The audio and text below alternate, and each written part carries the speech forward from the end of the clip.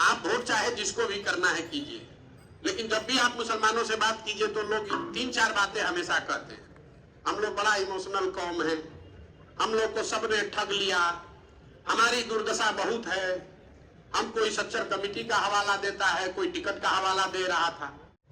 मुसलमानों की दुर्दशा इसलिए है कि आपने ज्यादातर लोगों ने आपके कौम की जो बुनियादी बातें हैं सामाजिक राजनीतिक नजरिए से, उससे किनारा कर लिया है। मैं आपको पहली बात बता रहा हूं, आपके कौम में ये पैगंबर साहब ने बताया कि जिस कौम को अपने रहनुमाओं की समझ न हो उसके ऊपर जालिम हुक्मरानों को मुसल्लत कर दिया जाता है। अब इस पंक्ति को आप लिख दीजिए और लिखकर इसको पढ़िए 2 बार। अगर आज के हुक्मरान आपको जालिम मालूम पड़ते हैं, है नहीं है वो विवाद का विषय हो सकता है, लेकिन अगर आपको लगता है कि आज के हुक्मरान जालिम हैं, तो पैगंबर साहब की कही हुई बात गलत तो हो नहीं सकती है। इसका मतलब है कि कहीं न कहीं आपसे अपने रहनुमाओं की पहचान करने में गलती हुई है, तभी इस दशा में पहुंचे। पंजाब में 2018 तेलंगाना, 19 आंध्र प्रदेश, 20 महाराष्ट्र, दिल्ली और 2021 में तमिलनाडु व पश्चिम बंगाल, इतने जगहों पर भाजपा के सामने जो दल या गठबंधन लड़ रहे थे, उन सब के साथ हमने काम किया है, हमको काम करने का अवसर मिला है, सब जगह सफलता भी मिली। लेकिन मैंने 2021 में बंगाल जीतने के बाद तय किया कि अब हमको ये काम नहीं करना है। उसकी एक वजह यह है कि जितने जगह भाजपा हारी, बिहार में भाजपा हारी, पंजाब में अकाली पंजाब और भाजपा का गठबंधन हारा, आंध्र प्रदेश में टीडीपी और भाजपा गठबंधन हारे, तेलंगाना में वो नहीं जीत सके, महाराष्ट्र में सरकार नहीं बनी, दिल्ली में हारे, तमिलनाडु में एआईएडीएम के भाजपा गठबंधन हारी, पश्चिम बंगाल में वो हारे, वो तो आपको मालूम ही है। इसके बावजूद भाजपा हारती नहीं है। हमने ये महसूस किया कि भाजपा वाले हार कर भी हारते नहीं। क्यों नहीं हारते हैं, ये सोचने की बात है। इसलिए हम यहाँ अभी जो आए हैं, हम आपको ये नहीं बताने आए हैं कि इस चुनाव में कौन जीतेगा। ये चर्चा तो आप लोग रोज सुन ही रहे हैं, और हम आपको ये भी नहीं बताएंगे कि भैया आप इसमें क्या कीजिए। आपको जाकर भाजपा के खिलाफ वोट करना है, कीजिए, वो आपका विषय है। हम उससे अलग बात कर रहे हैं। आप वोट चाहे जिसको भी करना है कीजिए, लेकिन जब भी आप मुसलमानों से बात कीजिए तो लोग 3-4 बातें हमेशा कहते हैं। हम लोग बड़ा इमोशनल कौम है, हम लोग को सबने ठग लिया, हमारी दुर्दशा बहुत है, हम कोई सच्चर कमेटी का हवाला देता है, कोई टिकट का हवाला दे रहा था। तो कहीं न कहीं आपको हमको ये सोचने की जरूरत है कि आपकी ये दुर्दशा है क्यों। आपको लगता है नेता आकर बताते हैं कि आपकी दुर्दशा इसलिए है कि कांग्रेस ने आपके साथ धोखा कर दिया। तो कांग्रेस को छोड़े तो आप फिर रीजनल पार्टी को पकड़ लिए, लालू मुलायम जैसे जितने नेताओं को, उसके बाद भी तो आपकी दशा नहीं सुधरी। जिस सच्चर कमेटी की हम लोग रोज चर्चा करते हैं, एक बार को उसको आप ध्यान से उस आंकड़ों को देखिए।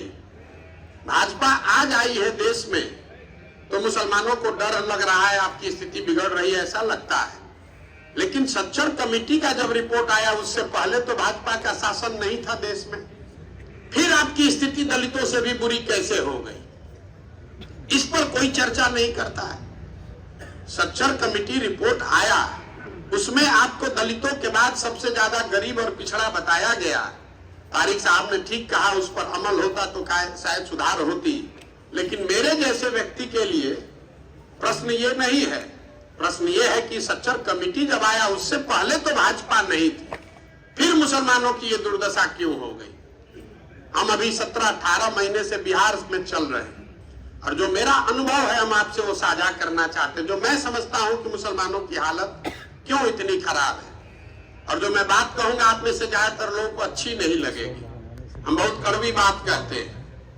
मुसलमानों की दुर्दशा इसलिए है कि आपने ज्यादातर लोगों ने आपके कौम की जो बुनियादी बातें हैं सामाजिक राजनीतिक नजरिए से, उससे किनारा कर लिया है। मैं आपको पहली बात बता रहा हूं, आपके कौम में ये पैगंबर साहब ने बताया कि जिस कौम को अपने रहनुमाओं की समझ न हो उसके ऊपर जालिम हुक्मरानों को मुसल्लत कर दिया जाता है। अब इस पंक्ति को आप लिख दीजिए और लिखकर इसको पढ़िए 2 बार। पैगंबर साहब ने कहा कि जिसको अपने रहनुमाओं की समझ ना हो उसके ऊपर जालिम हुक्मरानों को मुसल्लत कर दिया जाता है। तो अगर आज के हुक्मरान आपको जालिम मालूम पड़ते हैं, है नहीं है वो विवाद का विषय हो सकता है, लेकिन अगर आपको लगता है कि आज के हुक्मरान जालिम हैं, तो पैगंबर साहब की कही हुई बात गलत तो हो नहीं सकती है। इसका मतलब है कि कहीं न कहीं आपसे अपने रहनुमाओं की पहचान करने में गलती हुई है, तभी इस दशा में पहुंचे। जब तक उसको मानिएगा नहीं, तब तक आप सुधार कीजिएगा नहीं। मैं आपको बिहार के नजरिए से एक उदाहरण बताऊंगा। अभी 2 महीना पहले तक बिहार को छोड़िए पूरे देश में मुसलमानों को लग रहा था कि नीतीश कुमार शायद वो रहनुमा है जो हम लोग को इस इंडिया गठबंधन खड़ा कर सकता है। अब इस एक उदाहरण को आप देखिए, अभी 2 मिनट में आपके आंख के सामने दिखेगा कि मुसलमानों से गलती कैसे होती है। ये कौन नीतीश कुमार है? ये वो नीतीश कुमार है जो बिहार में 2005 से मुख्यमंत्री है। 2005 से लेकर 2014 तक इस आदमी ने भाजपा के साथ सरकार चलाने के बाद भी मुसलमानों के साथ कोई गलत काम नहीं किया, नहीं होने दिया। बिहार के लोग यहाँ बात जानते हैं। लालू जी के शासन के मुकाबले, 15 साल के लालू जी के शासन के मुकाबले नीतीश जी के शासन में पूरे बिहार में थोड़ा ज्यादा सुधार हुआ। उसका फायदा मुसलमानों को भी हुआ। भागलपुर दंगे में जो लोग दोषी पाए गए थे उनको सजा नीतीश के शासन में दिलाई गई। 2010 में जब एनडीए का चुनाव हो रहा था बिहार में, नीतीश कुमार इसी भाजपा के साथ गठबंधन में थे। आप में से कुछ लोगों को याद होगा, उन्होंने मोदी जी को बिहार में घुसने से मना कर दिया था। बड़ा हंगामा हुआ था उस समय। वही नीतीश कुमार जब मोदी जी को प्रधानमंत्री का चेहरा बनाया गया 12-13 में, तो उन्होंने भाजपा से गठबंधन अपना तोड़ लिया, अपनी सरकार दांव पर लगाई और अपने काम और मुसलमानों के भरोसे चुनाव लड़ने गए 2014 का लोकसभा। लेकिन मुसलमानों ने क्या किया बिहार में? जिस दिन आपको नीतीश को अपना रहनुमा बनाना चाहिए था, तो आप नीतीश को छोड़कर लालटेन पकड़ लिए। नतीजा क्या हुआ? नीतीश कुमार 14 में पूरी तरह चुनाव हार गए। उस आदमी ने आपके साथ कोई धोखा नहीं किया था। मुसलमान कहता है हमको विकल्प नहीं है। 14 में आपके पास बिहार में विकल्प था। आपके सामने एक व्यक्ति, एक दल था जो आपके साथ रहनुमा बनकर चल सकता था। आपने उसको छोड़ दिया। चलिए, वो तो पहली गलती हुई। अब देखिए आगे आप क्या करते हैं। 2015 में वही नीतीश कुमार हम लोग के सलाह पर महागठबंधन बनाए और मुसलमानों की वोट की ताकत पर महागठबंधन जीतकर आया।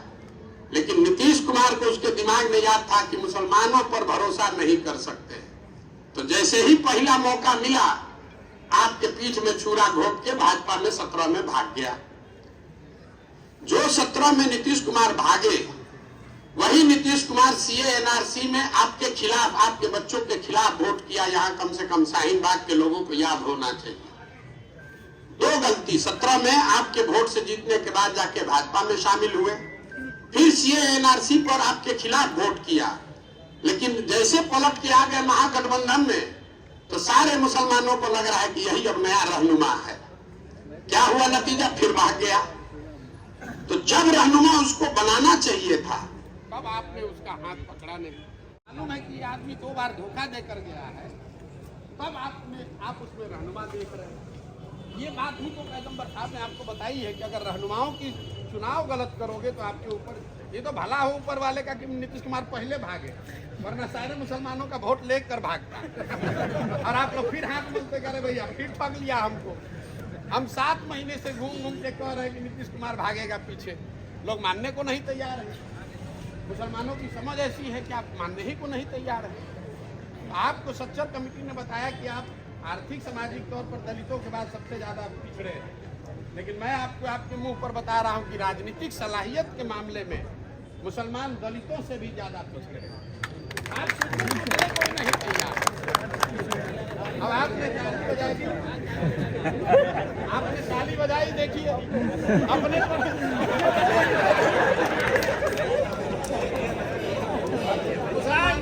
मुसलमानों की इसी बात को नेताओं ने समझ लिया कि ये जो मुसलमान हैं ये ताली बजाना चाहिए। हम जब भाषण देते हैं तो लोग कहता है कि मोदी के खिलाफ ज्यादा नहीं बोल रहे। मेरे भाई आपके सामने खड़े होकर मोदी के खिलाफ बोलना तो सबसे आसान काम है।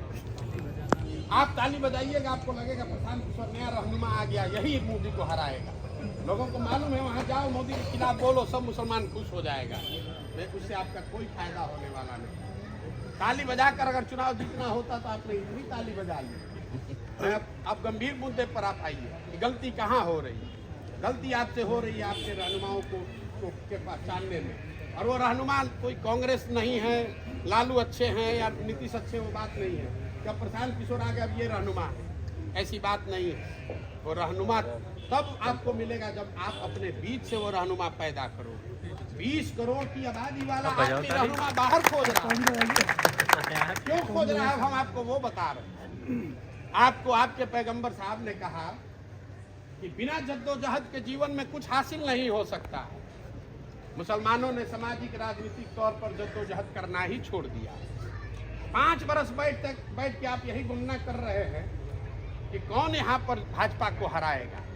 काम कुछ नहीं कर रहे। मुसलमानों को चिंता बहुत है, चिंतन नहीं है। चिंता है घर में बैठ के। इस बार देश का माहौल बहुत गड़बड़ा रहा है, क्या किया जाए, कैसे भाजपा हारेगी। अपने पिछले 5 वर्ष में किया क्या उसके लिए। इस आशा में बैठे रहे कि राहुल गांधी करिश्मेटिक हो जाए, ममता बनर्जी बंगाल वाला करिश्मा पूरे देश में कर दे, कोई तेजस्वी यादव लालू यादव फिर से समीकरण बना दे, कोई प्रशांत किशोर मदद करके इंडिया को जिता दे। आपने अपने आप पर भरोसा नहीं किया, कभी ये नहीं कहा कि नहीं हम प्रयास करते। इसीलिए पूरे कौम में, तारिक साहब यहाँ बैठे हुए हैं,